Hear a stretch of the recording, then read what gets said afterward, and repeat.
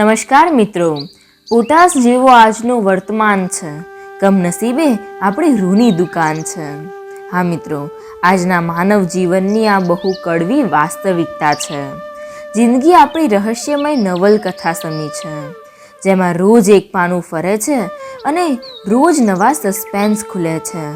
સમાધાન તો દૂરની વાત છે, સવાલને સમજવામાં જ જિંદગીની સાંજ ઢળી જાય છે। ત્યારે આવો ભગવાન શ્રી કૃષ્ણના મુખારવિંદે ગવાયેલ એ શાશ્વત ગાનને આપણી પોતાની ભાષામાં સમજવાની આપણી આ અનોખી સફરમાં આગળ વધીએ। વાત કરીએ વિભૂતિ યોગની। અહીં ભગવાન કહે છે કે હે મહાબાહો, તું મારો પ્રિય સખા છે, તેથી હું તારા હિતાર્થે તને એવું જ્ઞાન આપીશ જે અગાઉ સમજાવેલ જ્ઞાનથી શ્રેષ્ઠ હશે। ભક્તિના એ ગહન તત્વને તું પ્રેમ શ્રદ્ધાથી સમજ। મારી ઉત્પત્તિ કે ઐશ્વર્યને ન તો દેવગણ જાણે છે અને ન તો મહર્ષિઓ જાણે છે, કેમ કે સર્વે દેવો અને ઋષિ મુનિઓનું આદિકારણ, નિમિત્ત અને પ્રભાવ હું જ છું, જે મને અજન્મા, અનાદિ, નિત્ય અને સર્વવ્યાપક જાણીને મારા ઈશ્વરીય તત્વને ઓળખે એ જ્ઞાનવાન મનુષ્યો સમસ્ત પાપોથી મુક્ત થઈ જાય છે। જીવોના વિવિધ ગુણો જેવા કે બુદ્ધિ એટલે કે સારા નરસાની વિવેક શક્તિ, જ્ઞાન એટલે કે ચેતન અને જળની સમજણ, સંશય તથા મોહથી મુક્તિ એટલે કે અસમોહ, ક્ષમા એટલે કે સહિષ્ણુતા તથા ક્ષમાભાવ, સત્ય એટલે કે હકીકતોને બીજાઓના હિત માટે યથાર્થ રૂપે રજૂ કરવી, ઇન્દ્રિય નિગ્રહ એટલે કે ઇન્દ્રિયોને બિનજરૂરી ભોગ વિલાસથી દૂર રાખવી, મનોનિગ્રહ એટલે કે મનનો નિરર્થક વિચારોથી નિગ્રહ, સુખ દુઃખ એટલે કે આધ્યાત્મિક જ્ઞાનના અનુશીલનમાં સગવડ અને અગવડ, જન્મ મૃત્યુ એટલે કે ભૌતિક જગતમાં શરીર ધારણ કરવું અને છોડવું, ભય એટલે કે ભવિષ્યની ચિંતા, અભય એટલે કે નિર્ભયતા, અહિંસા એટલે કે બીજાને દુઃખ કે કષ્ટ થાય તેવા કાર્યોનો ત્યાગ, ક્ષમતા એટલે કે રાગ દ્વેષથી મુક્તિ, તુષ્ટિ એટલે કે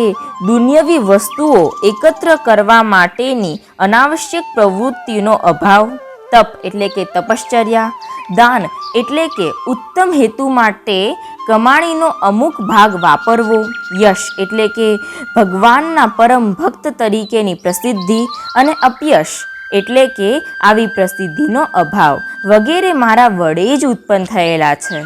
કશ્યપ, અત્રિ, વશિષ્ઠ, વિશ્વામિત્ર, ગૌતમ, જમદગ્નિ અને ભારદ્વાજ એ સપ્તર્ષિ તેમજ એમની પણ પૂર્વેના 4 મહર્ષિઓ સનક, સનંદ, સનાતન અને સનતકુમાર તથા માનવ જાતિના પૂર્વજો એવા બધા જ મનુઓ મારા મનથી ઉત્પન્ન થયેલા છે અને વિભિન્ન લોકમાં નિવાસ કરનારા સર્વે જીવોનું તેવો કારણ છે। જે મનુષ્ય મારા ઐશ્વર્યને તથા યોગને સંશય રહિત જાણે છે એ મારી અનન્ય ભક્તિમાં સંલગ્ન થાય છે, એમાં લેશ માત્ર શંકા નથી। હું સમસ્ત દિવ્ય તથા ભૌતિક જગતનું કારણ છું। દરેક વસ્તુ મારામાંથી જ ઉદ્ભવે છે। સૂર્ય, ચંદ્ર, તારા, પૃથ્વી અને સમસ્ત ગ્રહો મારી શાસન શક્તિ હેઠળ જ વિચરણ કરે છે। મારી ઈચ્છા શક્તિથી જ સમસ્ત પ્રાણી વારંવાર જન્મ ધારણ કરે છે અને કર્મોનું ફળ ભોગવે છે। જે બુદ્ધિમાન મનુષ્યો આ સત્યને જાણે છે અને સ્વીકારે છે એ મારી પ્રેમ ભક્તિમાં પરોવાય છે અને અંતઃકરણથી મને ભજે છે। મારા શુદ્ધ ભક્તો નિરંતર મારી દિવ્ય પ્રેમમય ભક્તિમાં નિમગ્ન રહેતા હોય છે। એમનું જીવન પૂર્ણપણે મારી સેવામાં સમર્પિત હોય છે। ભગવદ્ ભક્તો મારા ગુણો તથા મારી લીલાઓના ગાન કરવામાં સદાય તલ્લીન રહે છે। આ રીતે તેઓ પરમ સંતોષ તથા આનંદનો અનુભવ કરે છે। આવા ભક્તોને હું એવું દિવ્ય જ્ઞાન આપું છું કે જેના થકી તેઓ મને પ્રાપ્ત કરી શકે છે। એમના પર વિશેષ કૃપા દ્રષ્ટિ કરીને હું જ્ઞાનરૂપી પ્રકાશમાન દીપક વડે એમના અજ્ઞાનજન્ય અંધકારને દૂર કરું છું। હવે અર્જુન કહે છે કે તમે પૂર્ણ પુરુષોત્તમ પરમેશ્વર, પરમધામ, પરમ પવિત્ર અને પરમ સત્ય છો।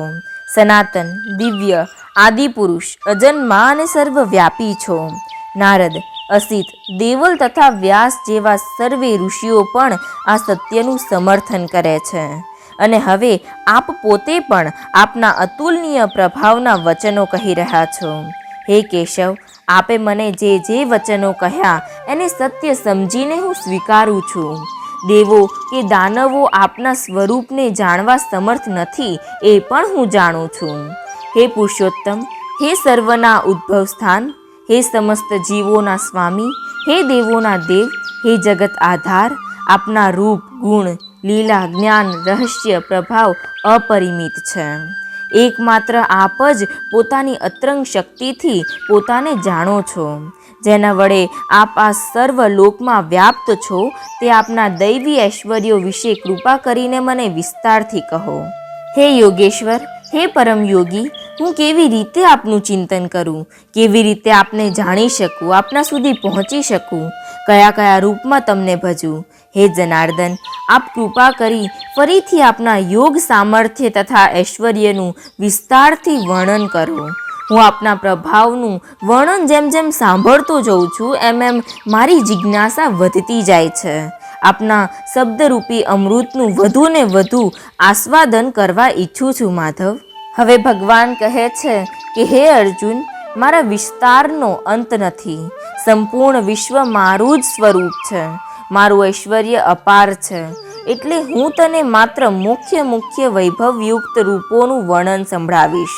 હે ગુડાકેશ, નિંદ્રા પર તો તે વિજય મેળવી લીધો, પરંતુ હવે મારા ભાવને સમજીશ, મારા ઉપદેશને ધારણ કરીશ તો અજ્ઞાનરૂપી નિંદ્રા પર પણ વિજય મેળવીશ. હે અર્જુન, હું જીવ માત્રના હૃદયમાં સ્થિત પરમાત્મા છું. સમસ્ત જીવોનું સર્જન, પાલન અને અંત હું જ છું. જીવ મારામાંથી જ ઉત્પન્ન થાય છે, મારામાં જ સ્થિત રહે છે અને અંતે મારામાં જ લીન થઈ જાય છે. અદિતિના 12 પુત્રોમાં હું શ્રેષ્ઠ વિષ્ણુ છું. સમસ્ત જ્યોતિર્પુંજમાં હું તેજસ્વી સૂર્ય છું. મરુતોમાં હું મરીચી છું. 27 નક્ષત્રોનો સ્વામી અને સંપૂર્ણ તારામંડળનો રાજા એવો ચંદ્રમા પણ મારી જ વિભૂતિ છે. વેદોમાં હું મધુર સંગીતમય સામવેદ છું. દેવોમાં સ્વર્ગનો રાજા ઇન્દ્ર હું છું. 11 ઇન્દ્રિયોમાં શ્રેષ્ઠ હું મન છું. સમસ્ત જીવોમાં રહેલી પ્રાણ શક્તિ ચેતના હું જ છું. 11 રુદ્રો હર, બહુરૂપ, ત્રયંબક, અપરાજિત, વૃક્ષાકપી, શંભુ, કપર્દી, રૈવત, મૃગવ્યાધ, શર્વ અને કપાલી પૈકી હું સર્વશ્રેષ્ઠ શિવ છું. યક્ષ અને રાક્ષસોમાં હું ધનપતિ કુબેર છું. 8 વસુઓના રાજા એવો અગ્નિ હું છું. સુવર્ણ અને રત્નોનો ભંડાર સુમેરુ પર્વત પણ હું જ છું. હે પાર્થ, પુરોહિતોમાં હું દેવતાઓનો કુલ પુરોહિત, વિદ્યા બુદ્ધિમાં શ્રેષ્ઠ બૃહસ્પતિ છું. સેના નાયકોમાં હું પ્રધાન કાર્તિકેય છું અને જળાશયોમાં હું સમુદ્ર છું. મહર્ષિઓમાં હું ભૃગુ, વાણીમાં દિવ્ય ઓમકાર છું. સર્વ યજ્ઞોમાં પવિત્ર નામોનો જપ હું છું અને સ્થાવરોમાં હું હિમાલય છું. વૃક્ષોમાં હું પીપળો, દેવર્ષિઓમાં નારદ, ગંધર્વોમાં ચિત્રરથ અને સિદ્ધ પુરુષોમાં હું કપિલ મુનિ છું. અશ્વોમાં હું સમુદ્ર મંથન વખતે ઉત્પન્ન થયેલો ઉચ્ચૈશ્રવા છું. ગજરાજોમાં હું શ્રેષ્ઠ ઐરાવત છું અને મનુષ્યોમાં હું રાજા છું. હું શસ્ત્રોમાં વજ્ર અને ગાયોમાં કામધેનુ છું. પ્રજોત્પત્તિના કારણોમાં હું પ્રેમનો દેવ કામદેવ છું. સર્પોમાં હું વાસુકી છું. નાગોમાં હું શેષનાગ તથા જળચરોમાં હું વરુણદેવ છું. પિતૃલોકમાં હું અધિષ્ઠાતા અર્યમા અને નિયમોનું પ્રવર્તન કરનારા નિયામકોમાં હું મૃત્યુદેવ યમરાજ છું. દિતિવંશજ દૈત્યોમાં હું પરમ ધર્માત્મા, શ્રદ્ધાળુ, નિષ્કામ અને અનન્ય પ્રેમી ભક્ત પ્રહલાદ છું. દમન કરનારાઓમાં હું કાળ છું. પશુઓમાં વનરાજ સિંહ અને પક્ષીઓમાં હું પક્ષીઓનો રાજા ગરુડ છું. પવિત્ર કરવાવાળામાં હું તીવ્ર ગતિયુક્ત વાયુ છું. શસ્ત્ર ધારણ કરવામાં હું શ્રી રામ છું. માછલીઓમાં હું મગર છું અને વહેતી નદીઓમાં હું પવિત્ર ગંગા છું. હે અર્જુન, હું સમગ્ર સૃષ્ટિનો આદિ, મધ્ય અને અંત છું. હું સર્વ વિદ્યાઓમાં અધ્યાત્મ વિદ્યા છું અને તર્કશાસ્ત્રીઓમાં હું જ નિર્ણાયક સત્ય છું. અક્ષરોમાં હું વૈદિક સાહિત્યના પ્રારંભ સમો અકાર છું. સમાસોમાં બંને પદોની પ્રધાનતાવાળો હું દ્વંદ્વ છું. અક્ષયમાં હું શાશ્વત કાળ છું અને સર્જકોમાં હું બ્રહ્મા છું. હું જ સર્વભક્ષી મૃત્યુ છું અને હવે પછી ઉત્પન્ન થનારાનું સ્વરૂપ અને કારણ પણ હું જ છું. સ્ત્રીઓમાં હું શ્રેષ્ઠ કીર્તિ, લક્ષ્મી, વાણી, સ્મૃતિ, બુદ્ધિ, ધૃતિ તથા ક્ષમા છું. સામવેદના મંત્રોમાં હું ઉત્તમ માધુર્યયુક્ત બૃહદ સામ છું. છંદોમાં હું ગાયત્રી છું. મહિનાઓમાં હું માર્ગશીર્ષ છું અને ઋતુઓમાં હું હર્ષોલ્લાસપૂર્ણ વસંત છું. છળકપટ કરનારાઓમાં હું દ્યુત છું. પ્રભાવશાળીઓનો પ્રભાવ છું. વિજેતાઓનો વિજય છું. સાહસીઓનું સાહસ છું અને સાત્વિકોનો સાત્વિક ભાવ પણ હું જ છું. વૃષ્ણિ વંશીઓમાં હું વાસુદેવ, પાંડવોમાં હું ધનંજય અર્જુન, મુનિઓમાં વ્યાસ અને મહાન વિચારકોમાં હું શુક્રાચાર્ય છું. અરાજકતાનું દમન કરનારા સર્વ સાધનોમાં હું દંડ છું. વિજયની ઈચ્છા ધરાવનારાઓમાં હું નૈતિકતા છું. રહસ્યોમાં હું મૌન છું અને જ્ઞાનીઓનું તત્વજ્ઞાન પણ હું જ છું. વળી હે અર્જુન, હું સર્વ અસ્તિત્વનો જનક છું. સમસ્ત જગતમાં ચર કે અચર એવો કોઈ જીવ નથી જે મારા વિના અસ્તિત્વ ધરાવી શકે. હે વીર પરંતપ, મારી દૈવી વિભૂતિઓનો કોઈ અંત નથી, કોઈ સીમા નથી. જેવી રીતે જળ, વાયુ, આકાશમાં અસંખ્ય પરમાણુ ક્ષેત્ર છે, અસંખ્ય ધ્વનિ ક્ષેત્ર છે, એવી જ રીતે મારી વિભૂતિઓ પણ અસંખ્ય છે. એનો કોઈ પાર પામી શકતું નથી. એનું અંશ માત્ર વર્ણન સંભવ હતું જે મેં તને કહી સંભળાવ્યું. તું જાણી લે કે સમગ્ર ઐશ્વર્ય, સૌંદર્ય તથા તેજસ્વી સર્જનો મારા તેજનો એક અંશ માત્ર છે અને એ મારામાંથી જ ઉદ્ભવે છે. એક જ છે જે અનંત છે, અસીમ છે, અવ્યક્ત છે. હે અર્જુન, તું આ એક જ તત્વને મનમાં ધારણ કર. મારી યોગ શક્તિ સમજ, સંપૂર્ણ બ્રહ્માંડ એ મારા એક અંશ માત્રથી વ્યાપ્ત છે. આમ પૂર્ણ પુરુષોત્તમ ભગવાન શ્રી કૃષ્ણના ઐશ્વર્યોનું વર્ણન કરતો આ ભાવપૂર્ણ વિભૂતિ યોગ અહીં પૂર્ણ થાય છે. તો પાછા મળીશું આવતા રવિવારે. વાત કરીશું અધ્યાય 11 વિશ્વરૂપ દર્શન યોગની. ત્યાં સુધી રાધે રાધે.